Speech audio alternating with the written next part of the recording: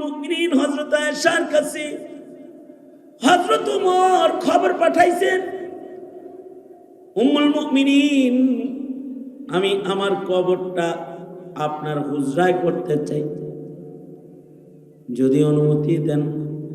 হযরত আয়েশা বলে, আব্দুল্লাহ যাও আমিরুল মুমিনিনকে খবর বলো, আমি আমার কামরার ভেতরে আমার কবরের জায়গাটা ওনাকে দিয়ে দিলাম।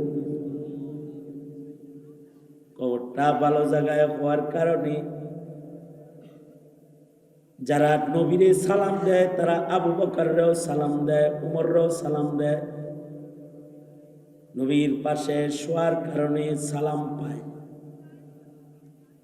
কিয়ামত পর্যন্ত যত আশিক নবীর কবরের সামনে দাঁড়ায় বলবে, সালাতু ওয়াসসালামু আলাইকা ইয়া রাসূলুল্লাহ, তারা হযরত আবু বকররেও সালাম দিবে, আবু বকর আপনাকে সালাম, উমরকেও তারা সালাম দিবে, উমর আপনাকেও সালাম। ভালো জায়গায় কবরটা হওয়ার কারণে নবী আশিকদের জিয়ারত পায়, সেই আশিকদের জিয়ারত আবু বকর উমর নবীর পাশে শোয়ার কারণে অটোমেটিক পায়। এই কবরের জায়গাটা আল্লাহর কাছে সবসময় ভালো চাইবেন, আল্লাহ আমার বরজখটা সুন্দর করে দিবেন, ও আল্লাহ আমার বরজখটা জান্নাতের বাগান করে দিবেন। কারণ বরজখ কারোর জন্য জান্নাতের বাগান আর কারোর জন্য দোজখের খণ্ড। আল্লাহর রাসূল বলেন, আল কবরু রাউযাতুম মিন রিয়াজিল জান্নাহ আও হুফরাতুম মিন হুফারিন নার। কবর কারোর জন্য জান্নাতের ঘর, কারোর জন্য দোজখের ঘর। এই কারণে সাহাবীরা কবরটাকেও ইবাদতের ঘর বানানোর দোয়া করতেন।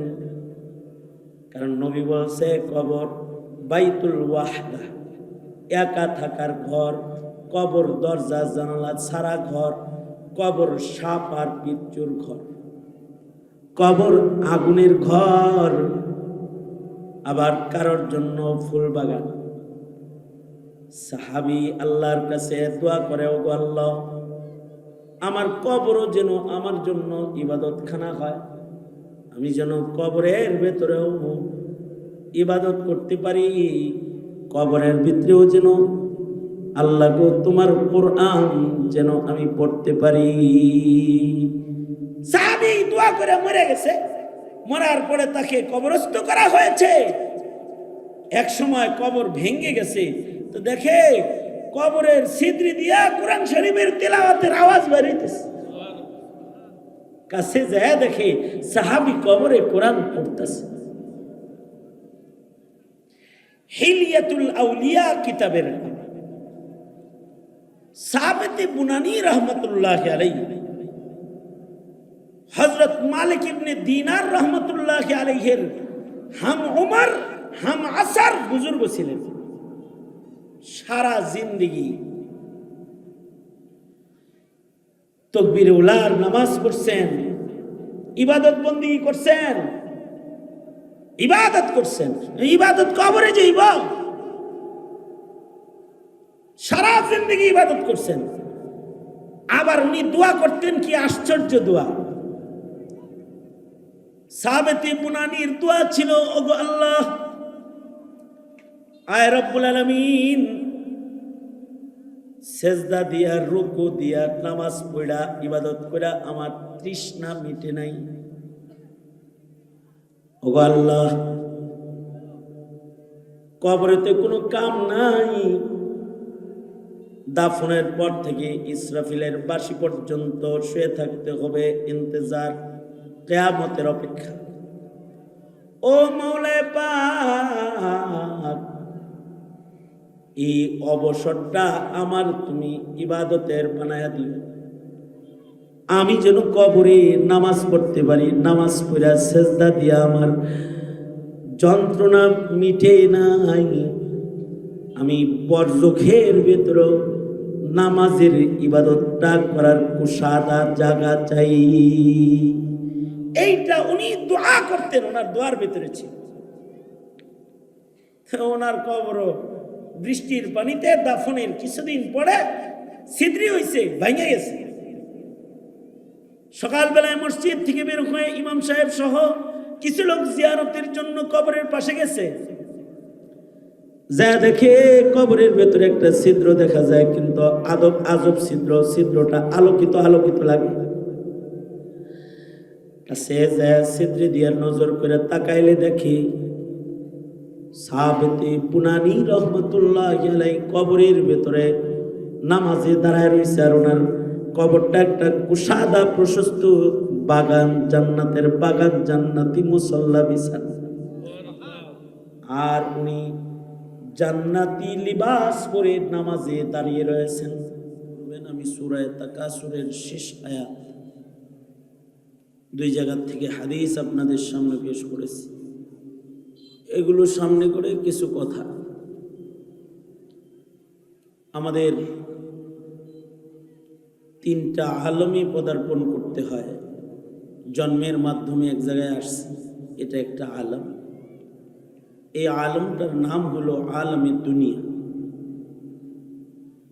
আর মৃত্যুর মাধ্যমে আর একটা আলমে আমাদের যাইতে হবে। আমাদের পূর্বে যারা এসেছে তারা আলমে দুনিয়া থেকে আর একটা আলমে গেছে। আমরা ওই আলমের দিকে যাত্রী। আল্লাহ তাআলা ডাক দিলে দুনিয়ার আলম থেকে, আলমে দুনিয়া থেকে দ্বিতীয় যে আলম আছে আলমে বরজখ, ওইখানে আমাদের যেতে হবে। মূল গন্তব্য আলমে আখিরাতে জান্নাত। আলমে দুনিয়াতেও অস্থায়ী, ভিসাটা হলো জন্ম থেকে মৃত্যু। আর আলমে বরজখও অস্থায়ী। এই জগতের ভিসা হলো মৃত্যুর থেকে ইসরাফিলের বাসী। এরপরে যে জগৎটা শুরু হবে আলমে আখিরাত, এটা অনন্ত অসীম, এর কোনো শেষ নাই। আলমে দুনিয়াতে মনের সব আশা পুরা হয় না। আলমে বরজখ আখিরাতে বান্দা যদি আল্লাহর হয় তো আল্লাহ তাআলা বরজখেও এবং আখিরাতেও বান্দার সব আশা পূরণ করে দিবেন। যদি দুনিয়াতে বান্দা আল্লাহর ইচ্ছা পূরণ করে, বরজখ এবং আখিরাতে আল্লাহ বান্দার আশা পূরণ করবেন। এ কারণে দুনিয়াতে হলো মেহনত, মেহনত করতে হবে। মেহনতের মাধ্যমে আল্লাহরে খুশি করবে। আল্লাহরে যারা খুশি করে ফেলবে তাদের বরজখটা সুন্দর হবে। বরজখ যাদের সুন্দর, আখিরাতও তাদের সুন্দর আশা করা যায়। কারণ বরজখটা হলো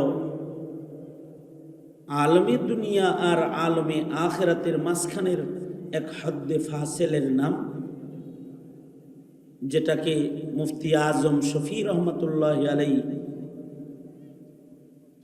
আলমে আখিরাতে যাওয়ার ওয়েটিং রুম হইল আলমে বরজখ, কবরের ঘর। এটা ওয়েটিং রুম। যাত্রী যেমন হয় ওয়েটিং রুম তেমন হয়। যাত্রী যদি ফার্স্ট ক্লাস হয় তার waiting room first class VIP হয়। যাত্রী যদি নর্মাল হয়,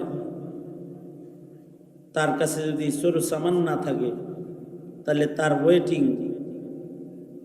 ভালো হয় না। এমন জায়গায় বসায় রাখে যেখানে ফ্যানও নাই, বাতাসও নাই, গরম। আর যদি যাত্রী ভালো হয় তাকে বসানো হয় ভিআইপি লাউঞ্জে, তার ওয়েটিং চলতে থাকে ভিআইপি লাউঞ্জে। আল্লাহর রাসূল বলেছেন, কবর কারোর জন্য ভিআইপি লাউঞ্জ? আবার কারোর জন্য ওইটাও দোজকের খণ্ড, কারণ সে যাত্রী, দোজকের পথের যাত্রী। এই যে বরজখ অথবা আখিরাত, এইটা আমাদের চোখের সামনে নাই, এইটার উপরেও আমাদের ঈমান আর বিশ্বাস রাখতে হয়। আল্লাহর উপরে যেমন ঈমান আনতে হয়, আলমে বরজখের উপরেও ঈমান আনতে হয়, কবরের জিন্দেগির উপরে ঈমান আনতে হয়, আখিরাতের উপরে ঈমান আনতে হয়। যে ঈমানটা ইলমুল ইয়াকিনের দ্বারা হাসিল হয়, ইলমের দ্বারা এই ঈমান ও ইয়াকিন হাসিল হয়। ইলমুল ইয়াকিন বলে ওটাকে। যে কোরআন দিয়া বরজখ জানছে, হাদিস দিয়া বরজখ জানছে, আখিরাত জানছে, ওর উপরে ঈমান আনছে। তবে এক সময় আইনুল ইয়াকিন হবে, যেদিন মৃত্যু হবে সেদিন ওয়াজ নসিহতে শোনা জিনিসটাই চোখে দেখতে পাবে, বরজখ চোখে দেখতে পাবে। যাইতে হবে কবরে, আর তখন নিজের চোখে সেটা দেখবে বান্দা। অথচ এইটা অনেকে অস্বীকার করছে যে বরজখ নাই, অনেকে অস্বীকার করে কবরের আযাব নাই, কবরে কিছু নাই। কিসের কবর? কবরে মানুষ গেল, পচে গেল, মিশে গেল, মাটির সাথে মিশে গেল, পুনরুত্থান নাই। নাউজুবিল্লাহ।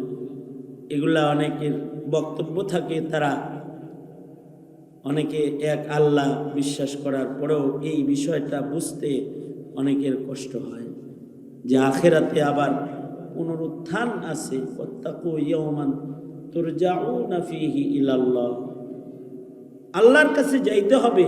এই জিনিসটা আল্লাহর সামনে যে দাঁড়াইতে হইব, এটা বিশ্বাসই করে না, তো ভয় পাইব কি? অথবা কবর, কবরের ঘরে যে আযাব আছে বিশ্বাসই করে নাই, তো এটার ঈমান আনবো কি? এই কারণে মুমিনকে বরজখ সম্পর্কেও ইলম হাসিল করতে হয়, আখিরাত সম্পর্কেও ইলম হাসিল করতে হয়। ইলমের দ্বারা একটা ইয়াকিন তার ভেতরে জায়গা নেয়, ওইটাও ঈমান, ইলমুল ইয়াকিন। কোরআন হাদিসের ইলম দিয়ে একটা ঈমান তার ভেতরে আসে বরজখের, এবং কোরআন হাদিসের বর্ণনার দ্বারায়, নসিহতের দ্বারায় একটা ইলম তার ভেতরে আসে আখিরাতের, আখিরাতের বিশ্বাস তার ভেতরে হয়। কবর হাসরের বিশ্বাস যত মজবুত হয়, জিন্দেগি তত সুন্দর হয়। কবর এবং হাসর, আলমে আখিরাত, এটার উপরে ঈমান যত মজবুত হবে, বিশ্বাস যত মজবুত হবে, তার জিন্দেগি তত সুন্দর হবে। কারণ এই দুনিয়াতে যা করতেছি,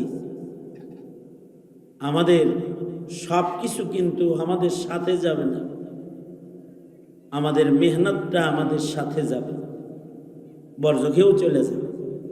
কেউ নেকি করছে দুনিয়াতে, আলমে দুনিয়াতে, তো তার নেকি আলমে বরজখে তার সাথী হয়ে যাবে। আলমে দুনিয়াতে কেউ নামাজ পড়েছে, তো নামাজ তার বরজখে ডান পাশের পাহারাদার হয়ে যাবে। কেউ রোজা রাখছে, তো বরজখে বাম পাশে রোজা তার পাহারাদার হয়ে যাবে। ইযা ওযিআল মাইয়িতু ফি কবরিহি জাআল কুরআনু ইনদা রাসিহি, মাইয়ের যদি দুনিয়াতে কোরআনে কারীমের সাথে সম্পর্ক গড়া থাকে, কইরা থাকে, তাহলে বরজখে কোরআন তার মাথার কাছে পাহারাদার হয়ে দাঁড়ায় যাবে।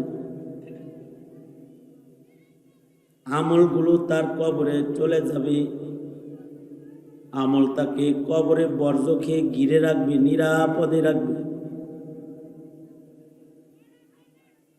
আর এই আমল নিয়েই যারা হাসরের মাঠে দাঁড়াবে, তারা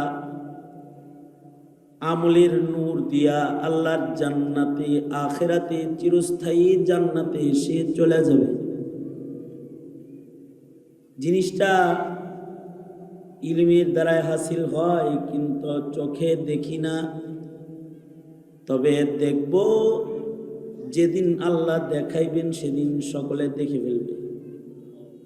আল্লাহকুমুত তাকাসুর হাত্তা যুরতুমুল মাকাবির কাল্লা সাউফা তা'লামুন সুম্মা কাল্লা সাউফা তা'লামুন কাল্লা লাউ তা'লামুনা ইলমাল ইয়াকিন লাতারাউন্নাল জাহিম সুম্মা লাতারাউন্নাহা আইনাল ইয়াকিন সুম্মা লাতুসআলুন্না ইয়াওমাইযিন আনিন নাঈম। বয়ানের মাধ্যমে তো হইছে ইলমুল ইয়াকিন, আর যেদিন দেখবে সেদিন হবে আইনুল ইয়াকিন। ইলমুল ইয়াকিনটা আইনুল ইয়াকিনে চোখে দেখবে মানুষ মরার কবরে। যেদিন যাবে সেদিন কবরের হালাত চোখে দেখবে। এজন্য এটা আগের থেকেই সতর্ক হওয়া চাই, যেন আমার কবরে নেকি যায়, বরজখ যেন আমার সুন্দর হয়, বরজখে যেন আমার কষ্ট না হয়, একাকী ঘরে যেন আল্লাহ তাআলা আমার আযাবের ভিতরে গ্রেফতার না করে ফেলায়। বদআমলির থেকে নিজেকে বাঁচানো দরকার। এই কারণেই সাহাবায়ে কেরাম দুনিয়াতে কোনো গুনাহ হইলে এটা দুইয়া বরজখে যাওয়ার জন্য পাগল পেরেশান হয়ে গেছে। বরজখে যেন কোনো গুনাহ না যায়, এবং কোন সাহাবী দুনিয়ার কৃত গুনাহ বরজখে নিয়ে যায় নাই, একজনও যায় না। আহলুস সুন্নাতি ওয়াল জামাত এটা আকীদা।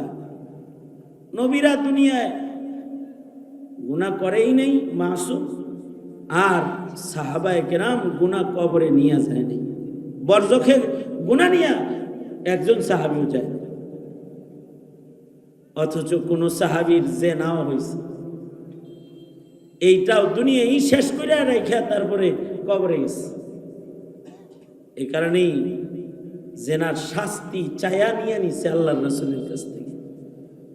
দুনিয়ায় সাজা হোক, বরজখ আখিরাত সুন্দর হোক, এটা কামনা করছে। সাহাবায়ে কেরাম জিনার শাস্তি দিতেছে জানি সাহাবীকে, গায়ে রক্তের ছিটা আসছে, পাথর মারছে, যে ছিটা আসছে, গালি দিয়ে দিছে। জেনাকারের রক্ত গায়ে লাগলো, আল্লাহর রাসূল বলে জেনাকার বলো না, তওবাকারী বলো। এমন একটা তওবা করছে, এটা একা না, গোত্ররে বাইটা দিলে গোটা গোত্রের মানুষ জান্নাতে চলে যাবে। গুনাহ কবরে নেয় নাই, ও গালি দিও না। বরজখ সুন্দর বানানোর মেহনত কর। বরজখের ভেতরটা যেন সুন্দর হয়, কবরের ভেতরে যেন নেক আমল আপনাকে আমাকে পাহারা দেয়। এমনকি কবরটাও যেন সুন্দর জায়গায় হয়, সুন্দর জায়গায় কবর কামনা করা, এটা নবীদের সুন্নাত। নবীরাও তাদের কবর সুন্দর জায়গায় কামনা করেছেন আল্লাহর কাছে।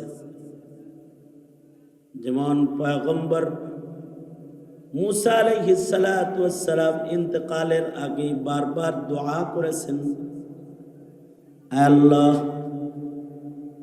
আপনি আমাকে আকসার কাছাকাছি কবর দান করেন, আমার কবরের ঘরটা মসজিদুল আকসার কাছাকাছি দান করেন। কারণ মসজিদুল আকসার আশপাশকে আল্লাহ তাআলা বরকত করেছেন। আল্লাযী বারাকনা হাওলাহু, মসজিদুল আকসার আশপাশ ওটা বড় বরকতপূর্ণ। এ কারণে মুসা আলাইহিস সালাতু ওয়াস সালাম 4 বড় পয়গম্বরের এক বড় পয়গম্বর যিনি কালিমুল্লাহ, তিনিও তার কবর ভালো কামনা করছেন। আল্লাহ, আপনি আমাকে মসজিদুল আকসার আশপাশে ভালো জায়গায় কবর দিন। আমরা তো করি না। আমাদের কবরের বাড়িটা কোন জায়গায় হবে ভাবেও না।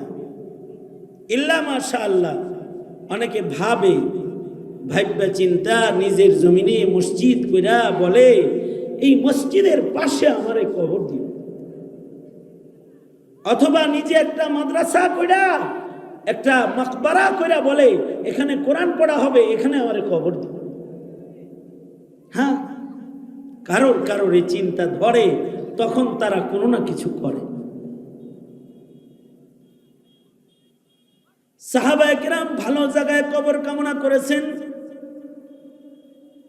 ভালো মরণ কামনা করেছেন, ভালো কবর কামনা করেছেন। আল্লাহর রাসূল ভালো মরণ কামনা করেছেন। আমরা শুধু ভালো হায়াত কামনা করি, কিন্তু ভালো মরণ কামনা করার কথা ভুলে যাই। শান্তি সুখের সুন্দর নেক সুস্থ হায়াত কামনা করতে থাকি, কিন্তু শান্তি সুখের মরণ যে কামনা করতে হয় এটা আমরা ভুলে যাই। অথবা মরার পরে শান্তি সুখের একটা সুন্দর ঘর আল্লাহর কাছে চাইতে হয়, এটা ভুলে যাই।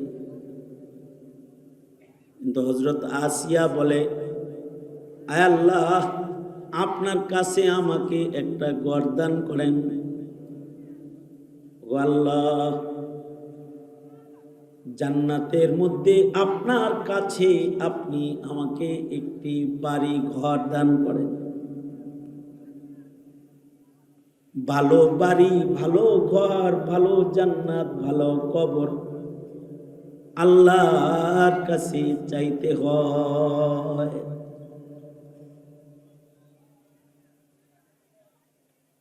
দুনিয়ার বাড়ি ঘর খালি চাইলে হয় না, কবরের বাড়িটা সুন্দর চাইতে হয়।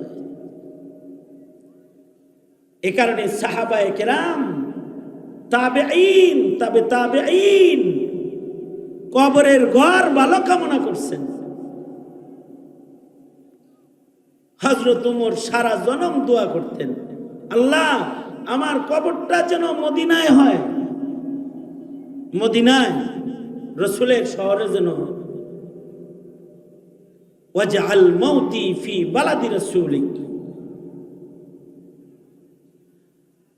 শাহাদাতের মওত দিবেন, আল্লাহুম্মা রযুকনি শাহাদাতান ফি সাবিলিক ওয়াজআল মাউতি ফি বালাদি রাসূলিক। ওগো আল্লাহ, আপনি আমাকে মদিনায় মরণ দিবেন। মদিনায় মরণ হইলে লাভ আছে। আশা করা যায় রাসূলের শহরে কবর হইলে কবরে আযাব হইব না। কারণ কি? রাসূল ঘুমিয়ে আছেন যে মদিনায়, নবীর এত কাছাকাছি, নবীর কোন উম্মতের কবরে আগুন জ্বালায়া রাসূলকে তো আল্লাহ তাআলা কষ্ট দিবেন না, হাবিবুল্লাহকে।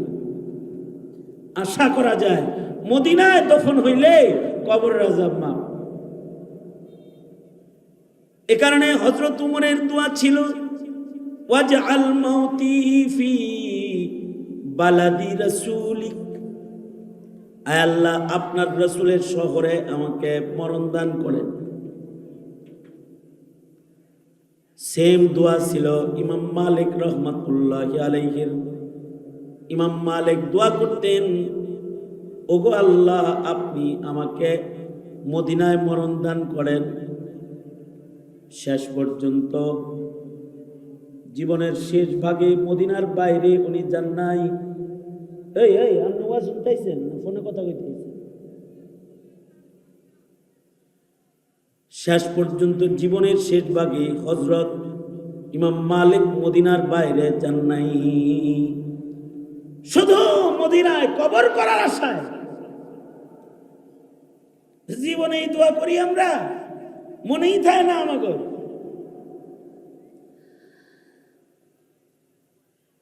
আমাদের মরণটা মদিনায় হোক, এটা আমরা বলতেই পারি না। এই ঈমান আমাদের আসে না। ইল্লা মাশাআল্লাহ আমাদের আবু আজদাদ যারা, ময় মুরব্বী যারা, তারা এই দোয়া করে। আমরা আমাদের কানে আমাদের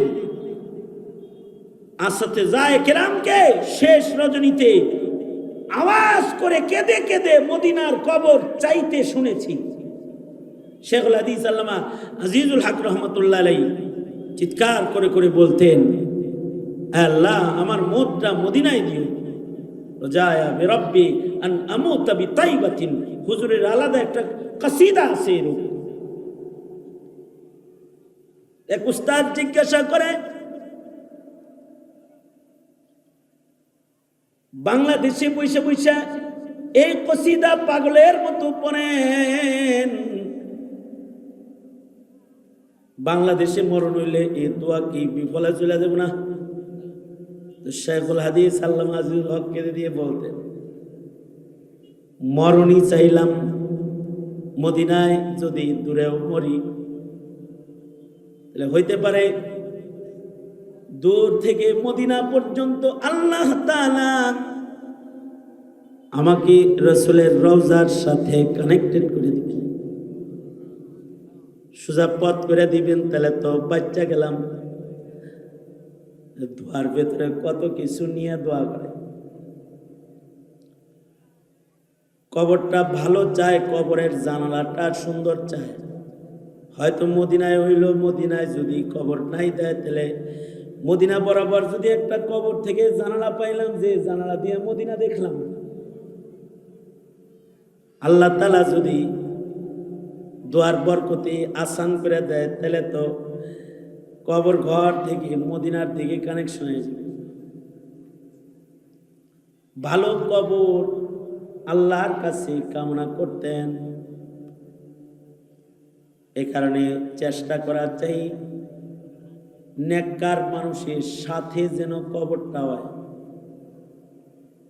বাড়িটা গুলশানে হইলে এমপি মন্ত্রীর সাথে থাকা যাইব, এটা যেমন একটা ফিকির আছে। বাড়িটা যদি ভিআইপি এরিয়ায় হয়, ভালো মানুষের সাথে বাড়ি হইব, একটা হেডাম আছে। বরজক যাদের নেককার বান্দাদের সাথে হবে, তাদের একটা হেডাম আছে। কারো কবর যদি হাফিজুল কোরআনের কবরের সাথে লাগেন না কবর হয়, কারোর কবর যদি হাজি আলেম শহীদ তাদের কবরের সাথে লাগোয়া কবর হয়, এরও একটা দাম আছে। কবরটা যেন নেক মানুষের কবরের সাথে লাগান না হয়। এগুলো মানব জীবনের দোয়ার অংশ। কাসেম নানতুবি রহমতুল্লাহ আলাইহি একবার বসে বসে এই বিষয়ে কথা বলছিলেন।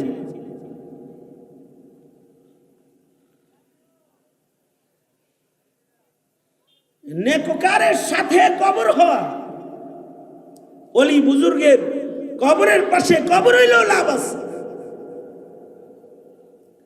ব্রাহ্মণবাড়িয়ার ফখরে বাঙ্গাল তাজুল ইসলাম রহমতুল্লাহ আলাইহি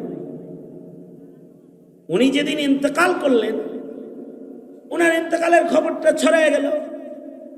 ফখরে বাঙ্গাল তাজুল ইসলাম ইন্তেকাল করেছে। খবরটা শোনার পরে বাজারে এক লোক বৈশা ছিল এক জায়গায়। সে যখন শুনছে ফখরে বাঙ্গাল নাই, ফখরে বাঙ্গাল তাজুল ইসলাম মারা গেছে, এটা শুনছে যখন, উনি সাথে সাথে আহ বলে একটা চিৎকার দিছে। আহ, একটা নায়েবে নবী গেল রে। এক আহে ওনার ভিতরে থেকে রূহ বেরিয়ে গেছে। ভালো মানুষের মৃত্যুর খবর শুই না মরে গেছে, তাড়াতাড়ি গোসল দিয়া ফখরে বাঙ্গালের জানাজা যেখানে হচ্ছে ওখানে তার লাশ হয়ে গেছে। এটা কার লাশ? আল্লাহ। এটা হলো ফখরে বাঙ্গালের লাশ, আর এটা হলো ফখরে বাঙ্গালের আশেকের লাশ। কারণ মৃত্যুর খবর শুই না আহ বলছে, আর প্রাণ পাখি বাইর হয়ে গেছে গা। ঠিক আছে, আশেক আর মাসুকরে একসাথে জানাজা করে দাও। নেককার মানুষের লোকে মরার কারণে জানাজাটা ভালো হয়েছে। এমনকি দাফনের সময় ফখরে বাঙ্গাল তাজুল ইসলাম রহমতুল্লাহের পাশে কবরে জায়গাও পেয়ে গেছে। পাশাপাশি কবরে দুজনকে রাখা হয়েছে। ভালো মানুষের সাথে একটা কবরের ঘর হইলেও লাভ আছে। এ কারণে আল্লাহর কাছে দোয়া করা, আল্লাহ ভালো মানুষের কবরের সাথে আমার কবরের জায়গাটা করে দিও আল্লাহ। হুজ্জাতুল ইসলাম কাসেম নানতুবিকে আল্লাহ দিন নামে আসেফ নানতুবির এক খাদেম ছিল। এই খাদেমে কয় কি, নেককারের লাগে কবর হইলে কি লাভ আছে? আমল ভালো লাগবে, আমল কমা কলের যা কথা। কাসেম নানতুবি বলে, এ আল্লাহ দিন, তুই যে আমারে বাতাস দিতেছস, কি দিয়া বাতাস দেস? তাল পাখা। কারে দেস বাতাস? হুজুর আপনারে বাতাস দিই। তুই আমারে বাতাস দেস, এ বাতাস পাশের লোকের লাগে না? লাগে। দেশ আমারে লাগে আর একজনের গায়ে কেরে? তোর তাল পাখার চাইতে আল্লাহর জান্নাতের বাতাসের পাওয়ার বুঝি কম, যে একজন আর কবরে বাতাস হবে আর পাশের কবরে বাতাস লাগবে না? হুজুর ঠিকই বলছেন। আমার কবরে যদি দিলে একটা ভালো মানুষের লাগে হইতো। আল্লাহ দিন কয় কবরটা ভালো মানুষের সাথে হয়। এ কারণেই হযরত উমর হযরত আয়েশার কাছে দরখাস্ত কইরা নিজের কবরে রাসূলের হুজরার ভিতরে ঢুকাইছে। উম্মুল মুমিনিন হযরত আয়েশার কাছে হযরত উমর খবর পাঠাইছেন, উম্মুল মুমিনিন আমি আমার কবরটা আপনার হুজরায় করতে চাই, যদি অনুমতি দেন। হযরত আয়েশা বলে, আব্দুল্লাহ যাও আমিরুল মুমিনিনকে খবর বলো, আমি আমার কামরার ভেতরে আমার কবরের জায়গাটা ওনাকে দিয়ে দিলাম। কবরটা ভালো জায়গায় হওয়ার কারণে যারা নবীরে সালাম দেয় তারা আবু বকরেরও সালাম দেয়, উমরেরও সালাম দেয়। নবীর পাশে শোয়ার কারণে সালাম পায়। কিয়ামত পর্যন্ত যত আশিক নবীর কবরের সামনে দাঁড়ায় বলবে, সালাতু ওয়াসসালামু আলাইকা ইয়া রাসূলুল্লাহ, তারা হযরত আবু বকরেরও সালাম দিবে, আবু বকর আপনাকে সালাম। উমরকেও তারা সালাম দিবে, উমর আপনাকেও সালাম। ভালো জায়গায় কবরটা হওয়ার কারণে নবী আশেকদের জিয়ারত পায়। সেই আশেকদের জিয়ারত আবু বকর উমর নবীর পাশে শোয়ার কারণে অটোমেটিক পায়। এই কবরের জায়গাটা আল্লাহর কাছে সবসময় ভালো চাইবেন, আল্লাহ আমার বরজখটা সুন্দর করে দিবেন, ও আল্লাহ আমার বরজখটা জান্নাতের বাগান করে দিবেন। কারণ বরজখ কারোর জন্য জান্নাতের বাগান আর কারোর জন্য দোজখের খণ্ড। আল্লাহর রাসূল বলেন, আল কবরু রাউযাতুম মিন রিয়াজিল জান্নাহ আও হুফরাতুম মিন হুফারিন নার। কবর কারোর জন্য জান্নাতের ঘর, কারোর জন্য দোজখের ঘর। এ কারণে সাহাবীরা কবরটাকেও ইবাদতের ঘর বানানোর দোয়া করতেন। কারণ নবী বলছে কবর বাইতুল ওয়াহদা, একা থাকার ঘর, কবর দরজা জানালা ছাড়া ঘর, কবর সাপ আর বিচ্ছুর ঘর, কবর আগুনের ঘর, আবার কারোর জন্য ফুল বাগান। সাহাবী আল্লাহর কাছে দোয়া করে, ওগো আল্লাহ, আমার কবরও যেন আমার জন্য ইবাদতখানা হয়, আমি যেন কবরের ভেতরেও ইবাদত করতে পারি, কবরের ভিতরেও যেন আল্লাহ গো তোমার কোরআন যেন আমি পড়তে পারি। সাহাবী দোয়া করে মরে গেছে, মরার পরে তাকে কবরস্থ করা হয়েছে। এক সময় কবর ভেঙে গেছে, তো দেখে কবরের ছিদ্রি দিয়া কোরআন শরীফের তেলাওয়াতের আওয়াজ বেরিয়েছে। কাছে যায় দেখে সাহাবী কবরে কোরআন পড়তেছে। হিলিয়াতুল আউলিয়া কিতাবের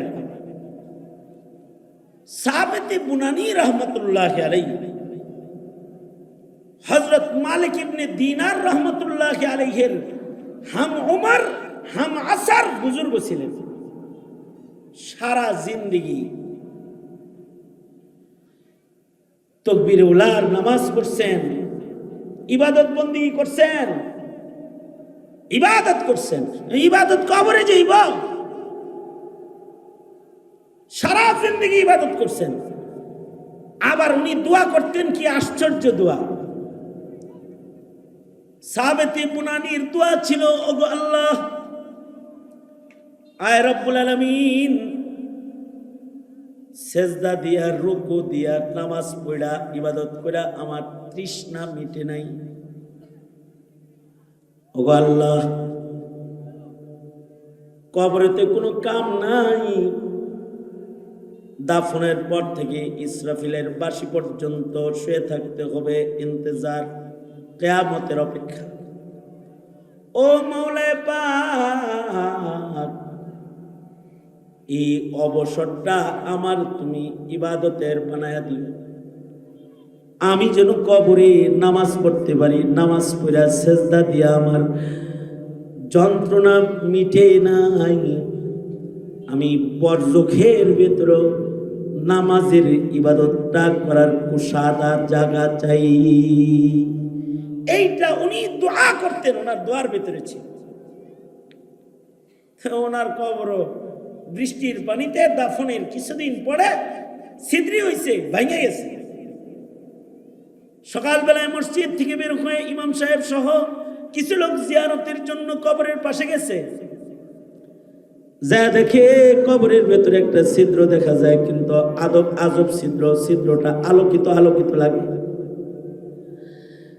সে যায় ছিদ্র দিয়ে নজর করে তাকাইলে দেখি সাবিত বুনানি রহমতুল্লাহ আলাইহি কবরের ভেতরে নামাজে দাঁড়ায় রয়েছে, আর ওনার কবরটা একটা কুশাদা প্রশস্ত বাগান, জান্নাতের বাগান, জান্নাতি মুসাল্লা বিছানা, আর উনি জান্নাতি লিবাস পরে নামাজে দাঁড়িয়ে রয়েছেন। বান্দা যদি বান্দা হয়, কবরেও বান্দার আশা মহান আল্লাহ পূরণ করে দেয়। আর যদি বান্দা পাপিষ্ট বান্দা হয়, জালেম হয়, গুনাহগার হয়, আখিরাত পর্যন্ত যাওয়া লাগে না, কবর থেকে তার আযাব শুরু হয়ে যায়, কবরেই আযাব হয়। ইমাম বাইহাকী রহমতুল্লাহ আলাইহি শুআবুল ঈমানের ভেতরে রিওয়ায়াত এনেছেন, আব্দুল্লাহ ইবনে আব্বাস রাদিয়াল্লাহু আনহুমার আমলের ঘটনা। মদিনা থেকে এক হাজীদের কাফেলা মক্কায় যাইতেছে হজ্জে বাইতুল্লাহ করতে। মক্কাতুল মুকাররমার দিকে রওনা করেছে, হজ্জে বাইতুল্লাহ যাবে। হাজীদের দল মক্কার পথে চলছে, কিন্তু রাস্তার মাঝখানে মরুভূমিতে যায় এক হাজী অসুস্থ হয়ে মরে গেছে। এখন তাকে কবরে রাখতে হবে। তার জন্য কবর খনন করেছে। কিন্তু শুআবুল ঈমানে বর্ণিত কবর খনন করা হয়েছে ঠিক, কিন্তু যখন লাশ নামাবে তখন কবরের ভেতরে নিচের থেকে, গর্তের থেকে একটা আজদাহা সাপ বের হয়ে কবরের ভিতরে শুয়ে পড়ছে। হাজিরা ভয় পেয়ে গেছে, লাশ লইয়া দূরে চলে গেছে, আর একটা কবর খনন করেছে। সেই কবরে লাশ নামাবে, দেখে আজদাহা ওইটার ভিতরে এসে শুয়ে পড়ছে। তৃতীয় আর একটা কবর আরো দূরে যায় খনন করেছে, সেখানেও কবর খনন কমপ্লিট। এবার লাশ নামাবে,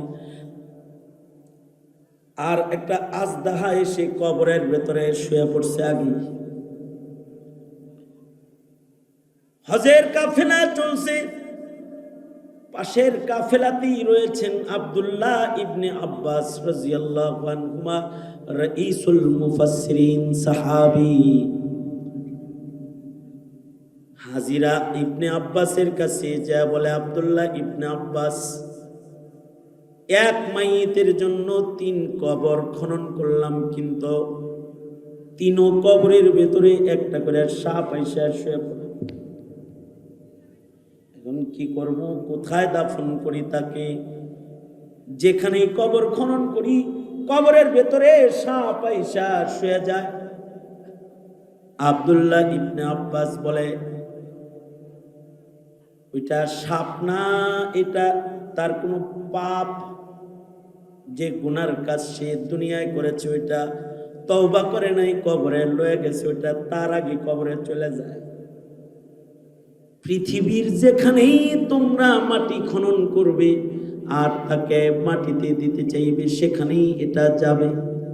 সুতরাং জায়গায় জায়গায় কবর খনন করে কোনো লাভ নাই। 3 কবরের যে কোনো এক কবরে তাকে নামায় দাও। আব্দুল্লাহ ইবনে আব্বাস বললেন, যে কোনো এক কবরে নামাও। হাজিরা তার লাশ নিয়ে কবরের সামনে গেছে, সাপটার সাথে সাথে গর্তের ভিতরে ঢুইকা কবরটারে খালি বানাই দিছে, লাশটা নামাইছে। আর মানুষগুলা কবর থেকে উঠার সাথে সাথে গর্তের থেকে সাপটা আবার বাইর হয়ে তাকে পেঁচায় ধরেছে।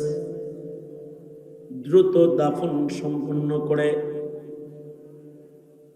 ইবনে আব্বাসের কাছে খবর দিয়েছে। ইবনে আব্বাস বলে, ওটা তার গুনাহ, তার আগে কবরে চলে গেছে। বান্দার ছোট ছোট গুনার কারণে কখনো কখনো আযাব কবরে হয়। এক সাহাবী পেশাবের সিটার থেকে নিজেকে হেফাজত না করার কারণে তার কবরে আযাব হয়েছে। ছোট ছোট গুনাহের ধরপাকড় কখনো কখনো কবরে শুরু হয়ে যায়।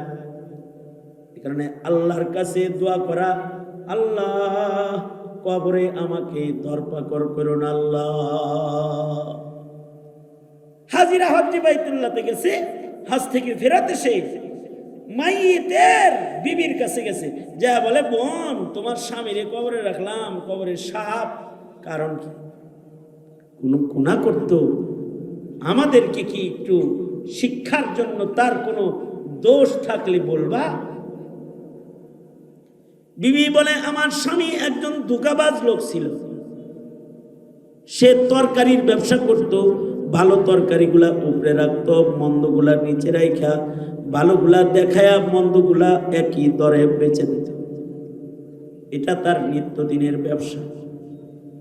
আমি বারবার বলেছি, এমন ধোঁকাবাজি করে মাল কামাই কেন করো? সে বলে, মাল কামাই করলে এমনি কামাই করতে হয়। তার যে এই গুনাহের ভেতরে তার অটল হালত, এটার কারণে আল্লাহ তাআলা তাকে শাস্তি দিয়েছে।